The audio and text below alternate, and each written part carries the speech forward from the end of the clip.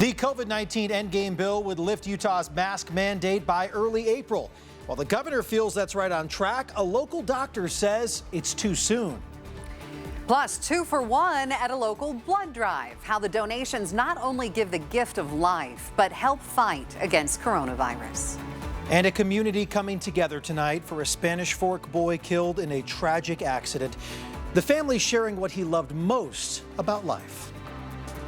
Live from Utah's news leader, Fox 13 News at 9 starts right now. We want to get through the most vulnerable. We will be through the most vulnerable by April 10th, and so we feel much better about where the bill is right now.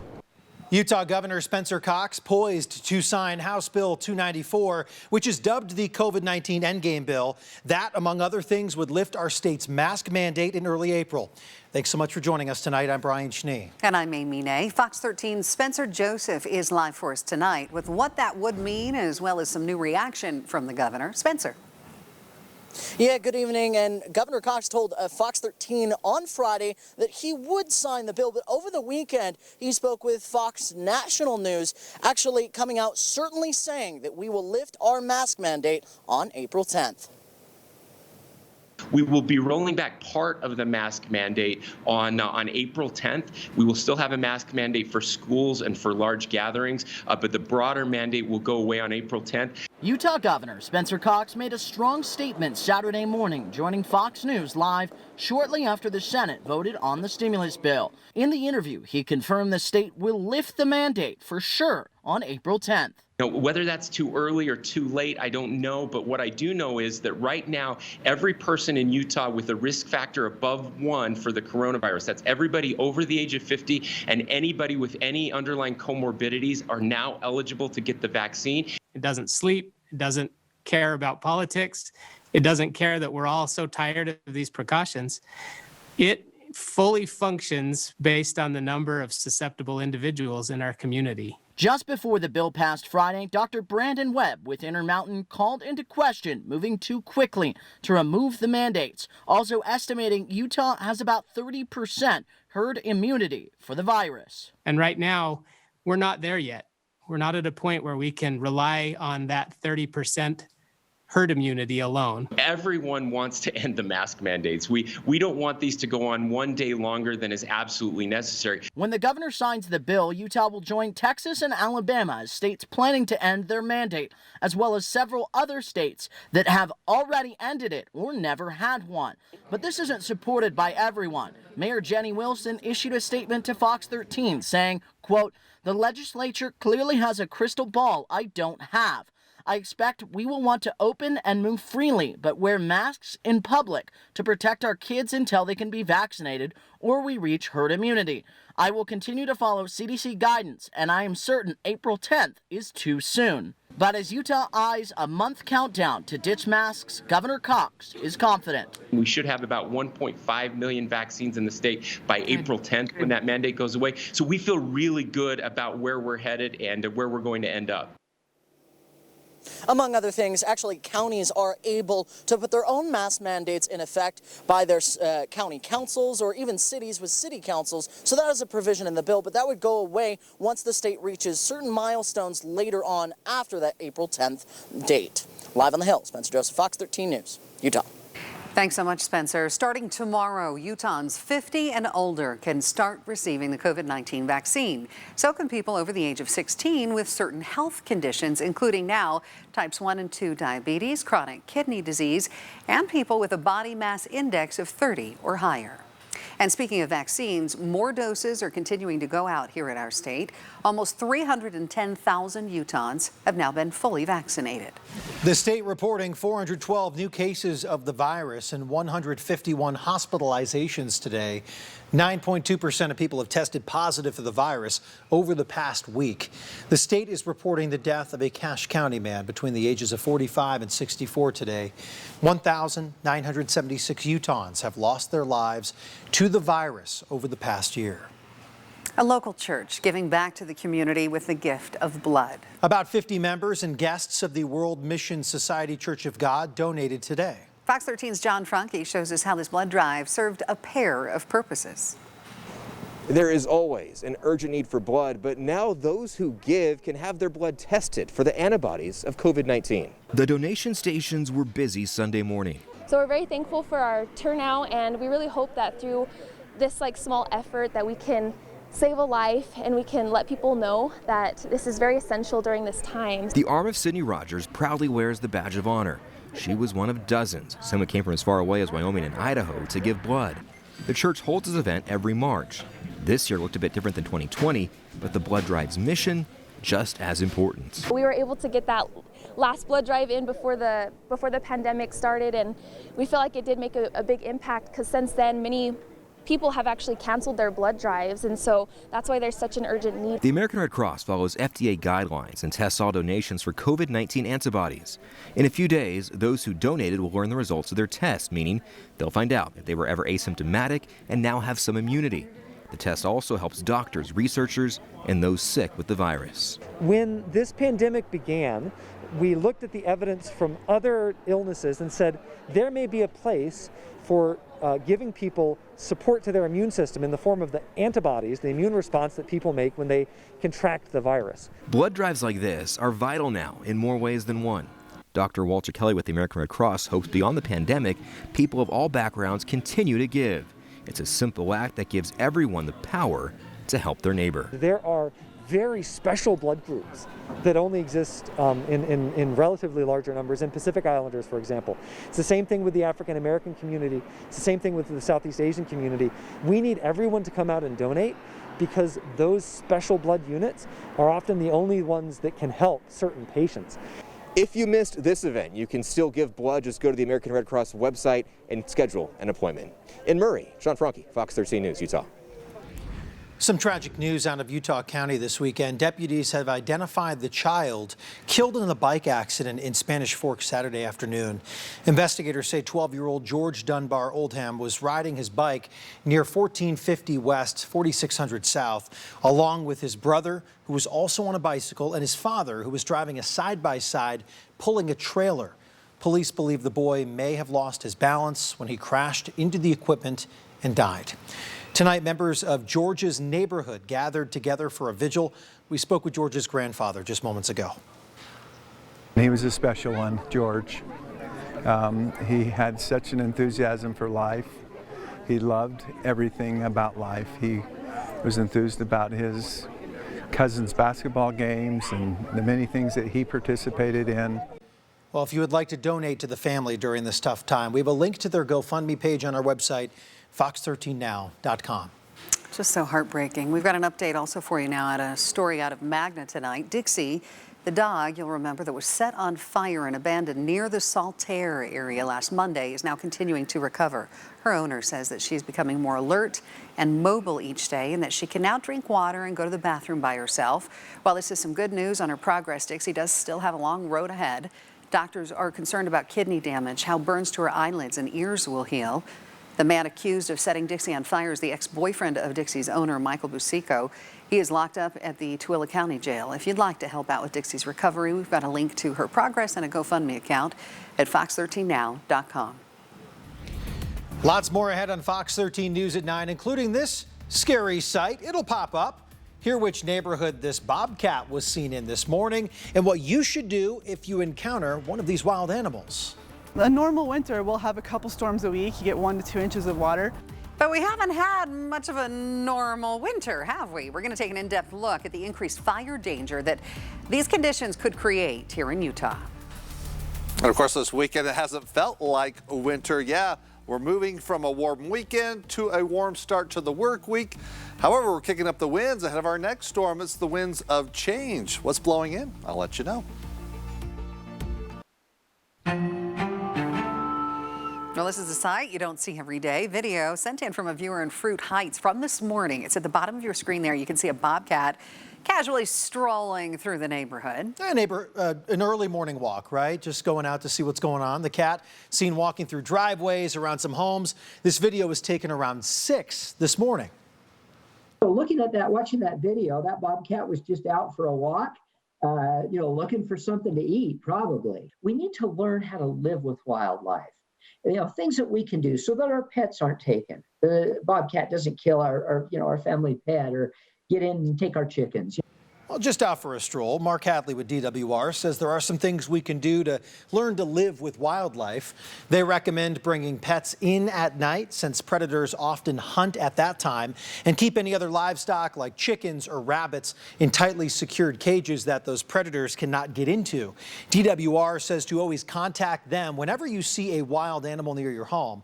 And you can go to Wild Aware Utah's website to learn more about the animals you are likely to encounter in the state. We've got a link on our website, fox13now.com. Well, we have had a record-breaking fire season just last year. Of the 1,500 fires in 2020, 1,200 of them were started by people. And with the big warm-up we've seen recently during this already dry winter, this upcoming fire season might be worse. Fox 13's Diego Romo spoke with the National Weather Service and some fire forecasters about what we can expect. Despite receiving a decent amount of snow in the last few weeks, Utah's snowpack levels remain below average. Coupled with a multi-year drought, the signs point to a very active wildfire season for much of the state this year. We're really setting up for a bit of a busy fire season this year if conditions don't change. There's still a lot that can happen between now and fire season. Certainly a warm, dry spring is not going to help us at all. As of right now, the outlook for spring is warm and dry. For March, April, and May, they're calling for above normal temperatures and below normal precipitation. And so that's not what we look for. That's not what we want to see. Current snowpack levels are one of the biggest factors contributing to the increased fire risk. We have seen about 3/4 of the normal snowpack we would see for this time of year so far through this winter, if you look at the statewide numbers. So it's definitely averaged warmer and drier than normal. And in order to get back to normal levels, Cruz says the state would need a series of big storms with above average precipitation. A normal winter, we'll have a couple storms a week. You get 1 to 2 inches of water.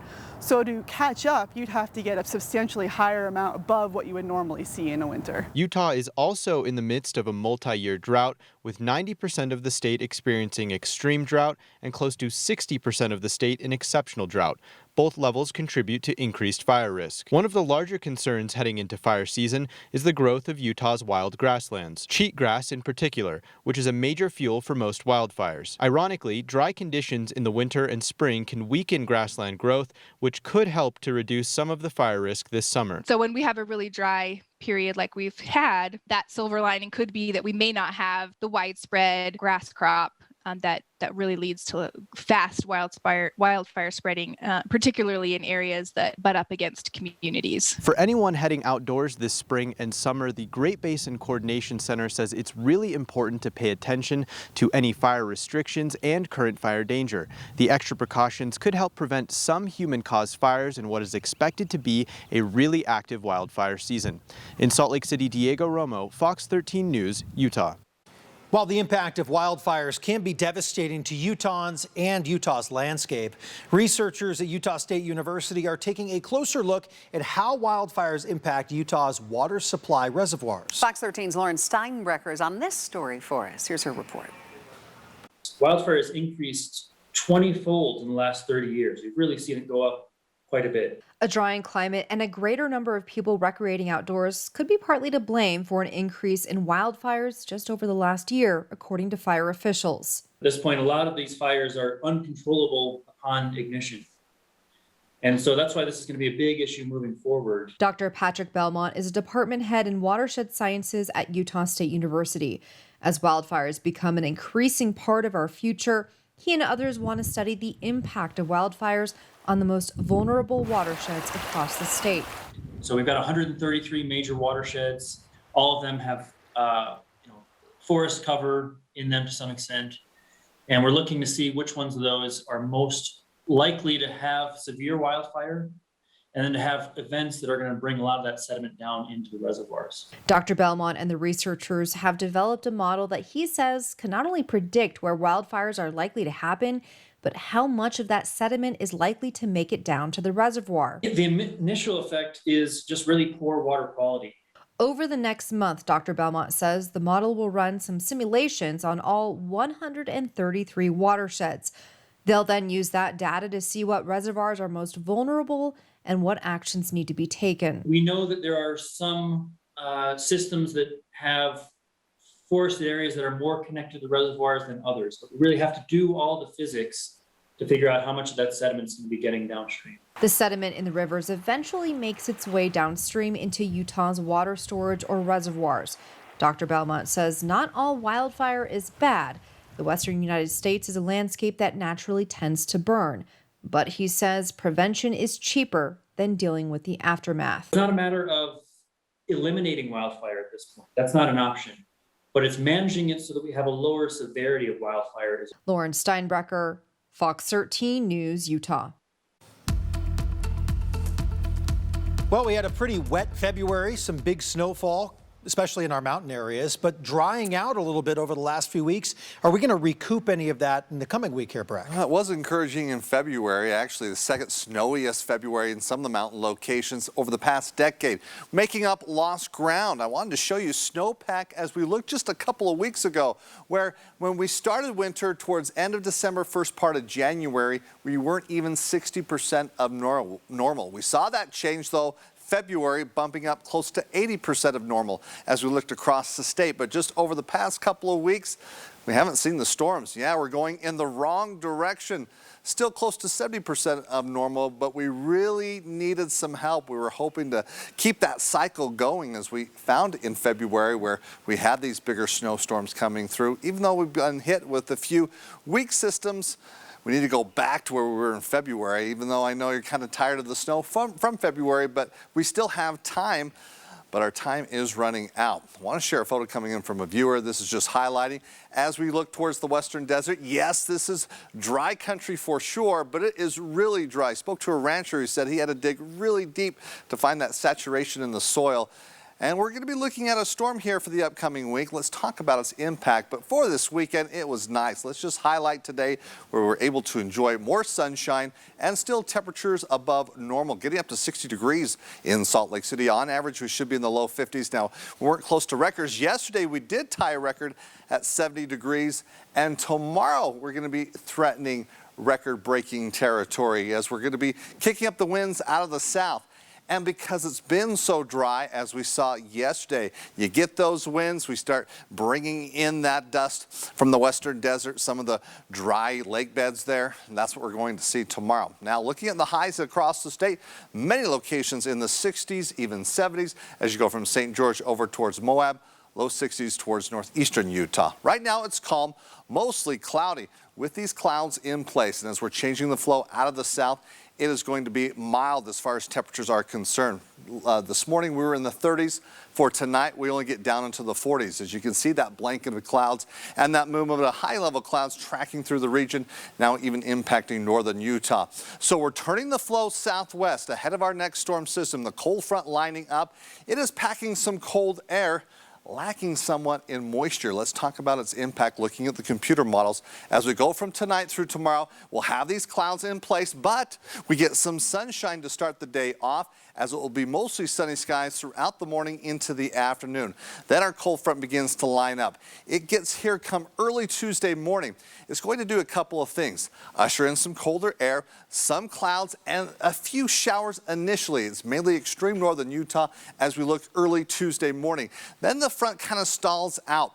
It gets a little bit of energy. It provides for some showers there across the Wasatch Front. We get hit, looks like especially Tuesday night through Wednesday, and then moving southward as we progress throughout the week. So for tonight, it's mostly cloudy skies. Temperatures not quite as cold. Tomorrow, we get some sunshine, but we got the winds and the dust, especially for northern into western Utah. We've got 60s and 70s, even 70 degrees in Salt Lake City, mid-70s in St. George. Now for St. George, partly cloudy skies, some sunshine on Tuesday. I mentioned that cold front. It takes some time to bring the showers, but it brings the cool air as you'll drop down into the 50s. Some rain showers Thursday and Friday, then returning into the 60s for the weekend. 70s with the dust, rain hitting on Tuesday, rain changing into snow. It's colder.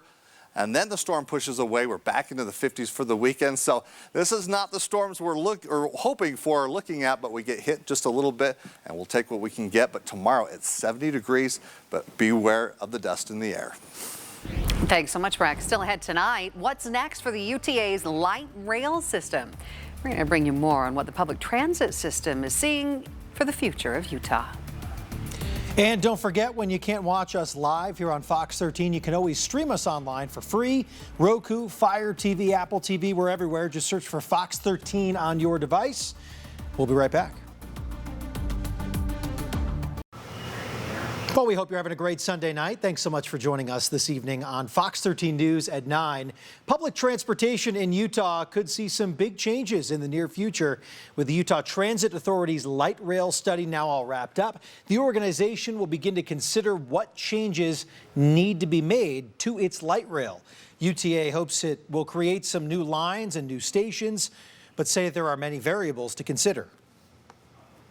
You have to take stock of where you are and where you're going. And that's what we're trying to do with this study, so that we can see, all right, where are we right now? What type of service are we providing? Where are we providing it? What type of vehicles do we have in the system? Do we need to upgrade our fleet? All those types of things. Are we going to extend lines to places? Where are the places people want to go? Where are we servicing them now? And how can we do it better? All good questions both before, during, and hopefully after a pandemic. While UTA hasn't decided on any changes quite yet, they hope to make some decisions later on this year. International Women's Day is officially tomorrow, but a few people in Salt Lake City are celebrating just a bit early this weekend. Today, Salt Lake City Mission teamed up with Aerostar Media and United Women of Utah to host their free event, Celebrating Women. The event offered a free lunch as well as free feminine products to women in need. These included things like hygiene kits, undergarments, clothing, and perfume. The event's organizers say it's meant to be a day of encouragement for women here in Utah. Women that don't feel valued at what they do. They need those words of encouragement of saying thank you. If you would like to help the Salt Lake City Mission, we can link you over to their website from fox13now.com. The difficulty that I have is that politicians on both sides really love this issue because it's so divisive. Lots more to come in our next half hour here on Fox 13, including Utah's governor sounding off on the current immigration situation at the Mexico border. Hear what he's suggesting be done to settle some things down. Plus, the Ronald McDonald House provides a place to stay for families with sick children. Now, this charity getting a little help of its own. And it's a rug factory in a tiny Utah town that's been turning out masterpieces for decades. We'll take you there in our latest edition of Uniquely Utah.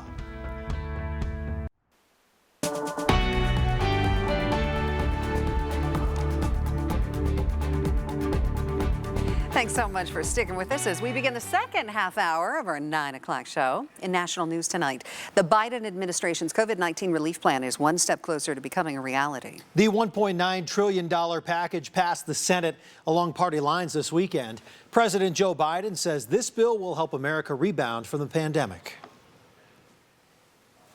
And everything in this package is designed to relieve the suffering and to meet the most urgent needs of the nation and put us in a better position to prevail. On Tuesday, the House of Representatives voted on whether to approve the Senate's changes to the bill, including the removal of a provision that's called for raising the national minimum wage to $15 per hour. To review what's in this plan, individuals earning more than $80,000 and couples earning more than $160,000 are not eligible for stimulus payments. Individuals earning less than $75,000 a year and married couples earning less than $150,000 will get $1,400 per person, including children. And adult dependents, including college students, are now eligible for payments. In other national news, officers responded to a gathering of hundreds of people near the University of Colorado's Boulder campus. Now, 3 SWAT officers were injured when they were hit with bricks and rocks. Police reported that a car was flipped and that some people were setting off fireworks in the area. Investigators are now identifying people seen on video who were breaking the law, they say. Now, CW Boulder said any student who was found responsible for having engaged in acts of violence towards the law enforcement or first responders will be expelled. Texas is facing an influx of migrants from Mexico once again. As many as 100,000 migrants were detained just last month. That's the highest number since 2006. Republicans attributing the surge to President Biden's decision to roll back some of the Trump administration's border policies. The GOP wants the Biden administration to devote more time, money, and resources to what's happening there at the border.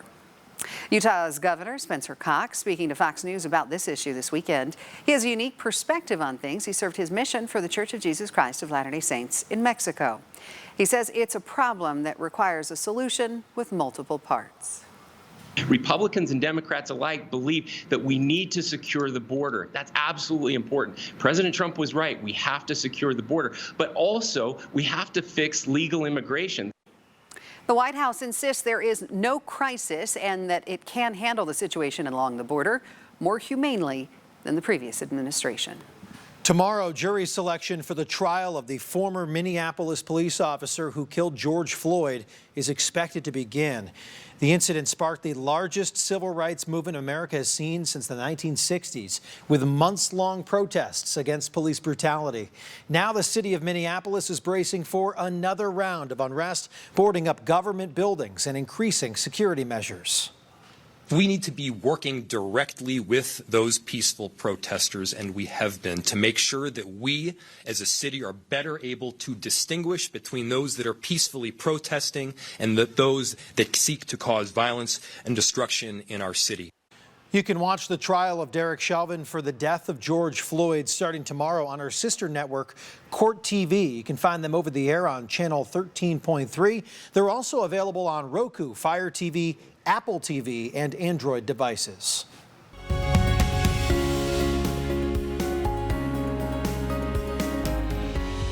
Oh, it's just something to think about. A child sick, a mom, dad, a family needing to relocate right near a hospital where their little one's being treated. In today's Healthier Together, we feature one remarkable organization, the Ronald McDonald House, that helps families in that very situation, and tell you about some help of their own they recently received. We surround families with the support that they need to be near and care for their seriously ill or injured children. Carrie Romano from the Ronald McDonald House Charities describing their mission to help families whose children are being treated at hospitals like Primary Children's, University of Utah, or Shriners. They've left their home, their neighbors, their dog, their church, their schools, their support systems and extended family, and they're navigating an unfamiliar medical system in an unfamiliar town. We give them a soft landing spot with lots of practical support and love and compassion. And so they in turn can help their child heal. But sometimes these groups that help others need their own assistance. This was a longtime vision of Carrie. Jim Swayze, president of Regions Blue Cross Blue Shield of Utah, says along with partnering Cambia Foundation, they're putting on-site palliative and behavioral health specialists in the house where these families are staying. And it makes so much sense to treat the families that are in these really traumatic crisis type situations. This has been transformative. We have always done a great job with princess parties and superhero parties. We're very good at hospitality. We've never had skilled mental health support. So we feel like it's a game changer, and we're really excited about this opportunity. A first-of-its-kind pilot program launched amid the COVID-19 pandemic this past fall. In the first 2 months, we have supported dozens of families. Also helping find housing after their long-term stays and, when needed, planning hospice and helping make funeral arrangements. Having someone in there that's trained and that can really lead this and help the families. Serving on average some 3,600 families a year, believing this new tool can only serve more of their needs. And I think it has the potential to be replicated in other communities, and we're really excited about that. Right, because of its success here, they do hope that this will expand around the country. If you would like to learn more about all the good works being done by the Ronald McDonald House Charities, you can do so at rmhcslc.org, or you can reach out to us at healthiertogether@fox13now.com. Made by hand, made in America, made in Marysvale, Utah. We'll take you there, coming up.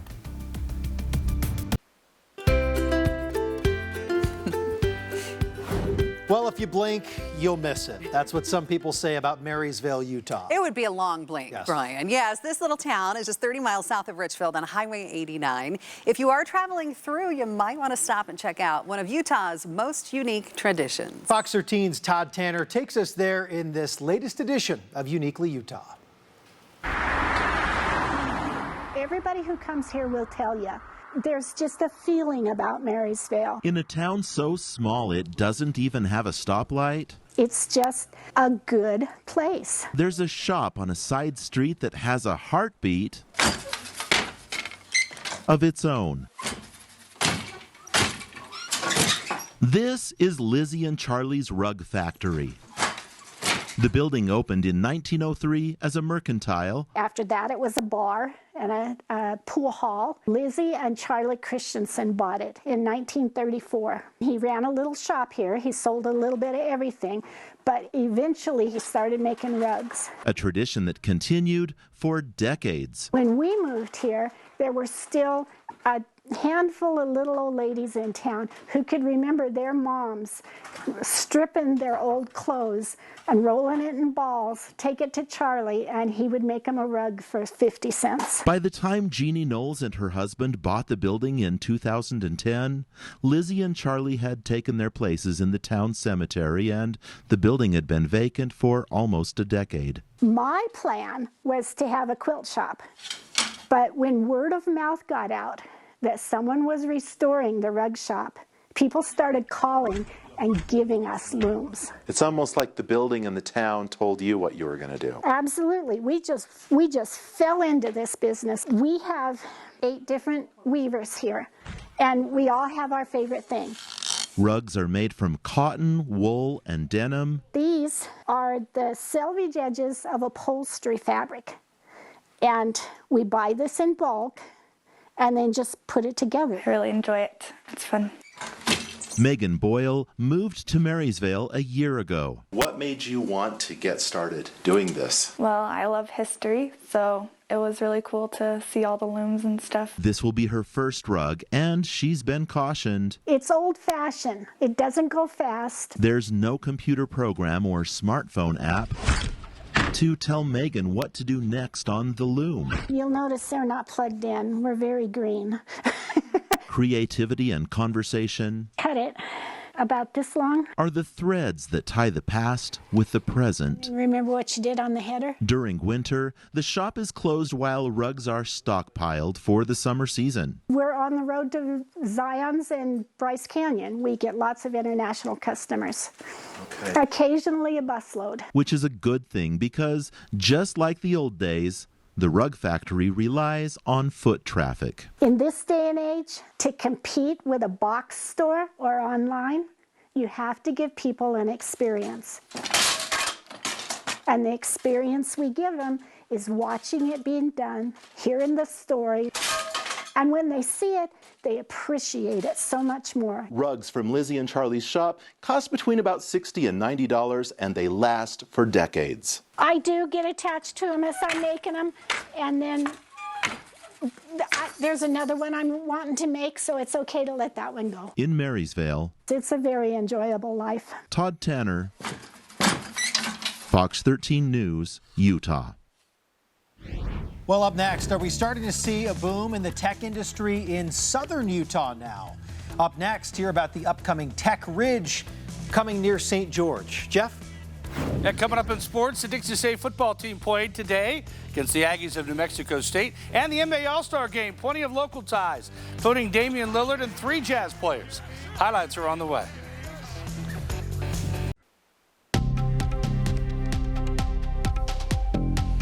Talking about our growth here in Utah. And right now we see a lot of tech companies springing up throughout Utah County and northern Utah. But the industry apparently is starting to grow in southern Utah. Fox 13's Jordan Hogan explains the factors that could turn it into a second hub for Utah's growing tech community. The future is looking bright for southern Utah's tech community. Already, there are 4 companies signed on to be a part of Tech Ridge, an area being developed on the west side of St. George. Typically, if a company became real successful in the past in St. George, you needed to move to Salt Lake City so you could recruit the right talent. The hope is that Tech Ridge could be a place for startups or existing companies to grow so they don't have to move to bigger cities. The same people were asking questions to tech companies up in northern Utah about, hey, Silicon Valley, why wouldn't you be building your company here? Everybody's here, right? It's a different world today than it was 5 years ago, and 5 years ago for them. That different world includes the ability to work remotely, which has been pushed into place more prominently by the COVID-19 pandemic. I think just with the whole craze from working from home, it has allowed a lot of entrepreneurs to really just open up and start businesses from anywhere. This can be especially beneficial to companies like Intergalactic, an aerospace tech company that needs engineers to help create next-generation space technology. To get that kind of technology, you've got to find like-minded engineers. And if we force them to move to St. George, you're going to really narrow the hiring pool. So they give engineers the option to work remotely at first before transitioning them to St. George over time. I think Utah draws a very unique group of entrepreneurial-minded people. And so there's a ton of talent in Utah. This could eventually help bring more tech companies down to the Red Rocks of southern Utah, including some bigger names. I absolutely do believe larger logos will find this to be an awesome place to put satellite offices, but I also see incubation of new startups for many, many years to come happening here in St. George. Jordan Hogan, Fox 13 News, Utah. Another great thing for Southern Utah tech companies is the connection that they've got with Dixie Technical College and Dixie State University. Now, these help them source talented people who are already close by to fill some of those open positions. Well, St. George, you've been feeling the 70s all weekend long. You get another day in the 70s as we'll keep temperatures above normal. As it was a warm day statewide, want to highlight with a photo coming in from Carol Dyer up in Bear Lake. Bluebird Day, temperatures in the 50s. She says it was so nice she even saw people swimming in Bear Lake today.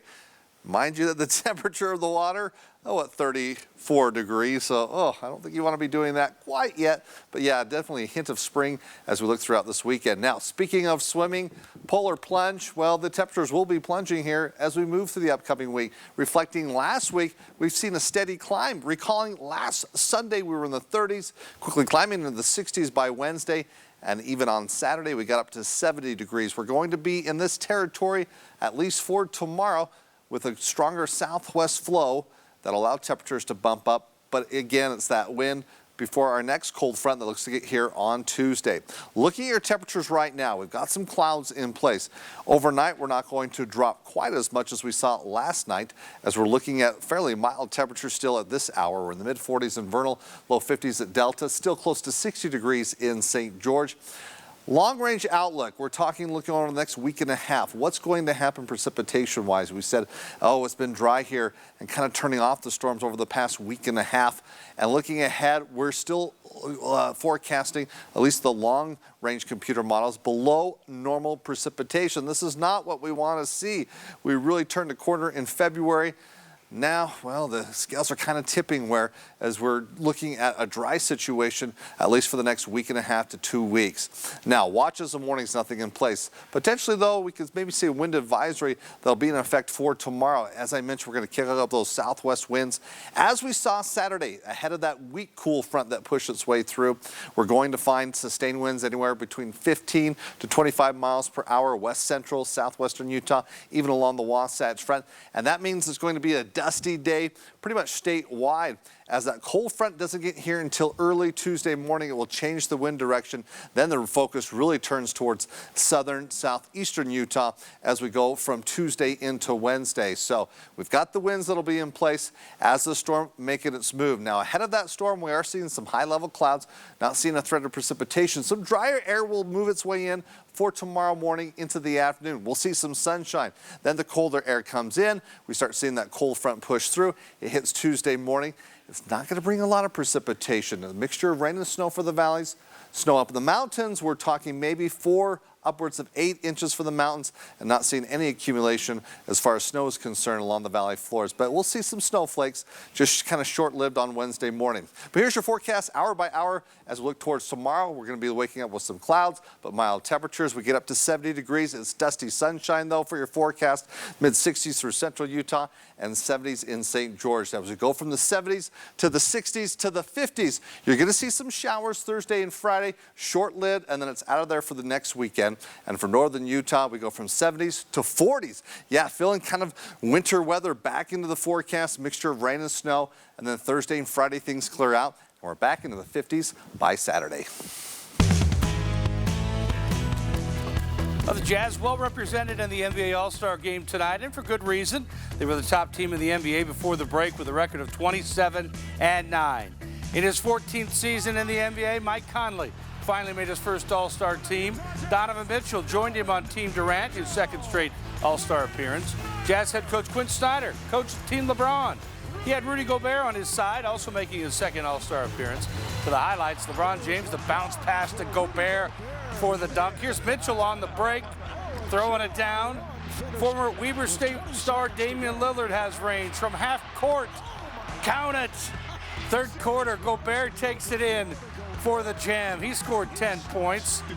Conley only made one bucket. Here it is, a three, but great to see him out there as an All-Star. Mitchell, three at the end of the third at the buzzer. He scored 15 points. Then it's Lillard, another deep three. This one was the game winner.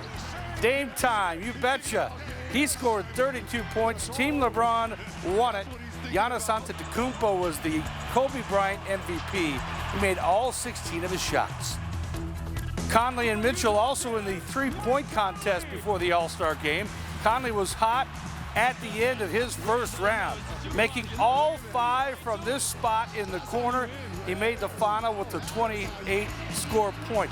Mitchell made his final 3 shots, but it was not enough. He scored 22 points and eliminated in the first round. Conley made the final, solid. Made his last 7 shots. That gave him a score of 27. He was on top with 1 shooter left, and that was Stephen Curry. He needed to make his final 2 shots to beat him. Money ball for the win. It's good. Conley finished second, 1 point behind Curry, the 3-point champion. Dixie State football played New Mexico State and El Paso, Texas. Great start for the Trailblazers. Freshman running back Quali Conley breaks free. 43-yard touchdown run put the Dixie State team up 7-0. Ahead to the third quarter, Cody Wilstead to Jalen Powell. Short pass, big gain down the sideline. 45 yards for another Dixie State touchdown. That put the Trailblazers up 21-20. Then in the fourth quarter, Trailblazers down 8. Wilstead throws it up for Conley. Makes the catch. Huge play. 75 yards for the touchdown. He made the 2-point try to tie the score at 29. But the Aggies made the last big play. They scored the go-ahead touchdown with 21 seconds to play. New Mexico State won at 36-29. Dixie State falls to 1-1. Coming up on the Fox 13 Sports page, big wins yesterday for the Utes and Aggies. We'll hear from BYU after their first week of spring football, plus former Ute Zach Moss after his great rookie season, and a love connection between BYU basketball players, women's player Paige and Connor Harding. We'll be right back. Well, finally tonight, we leave you with something a little unexpected from the top of a mountain. Hiker Daniel Whitaker ran up 8,000 feet to the top of Grandeur Peak, just outside of SLC this weekend. He's got a bowling ball in his hand.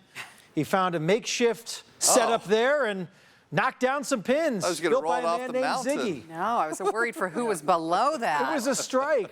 Good setup there. I like that. Wait, it who looks had to windy. carry it all the way up to the top? That's a lot of effort just to get the video, right? You do it for the gram? Is that what this You do is? it for the viral video there. Viral video. Gotta yes. go viral. Hey, very cool. I like that. Looks good. Up on top of the world. We're so glad you joined us tonight for Fox 13 News at 9. Don't go anywhere. Quickcast is next. Sports page after that. Have a great night.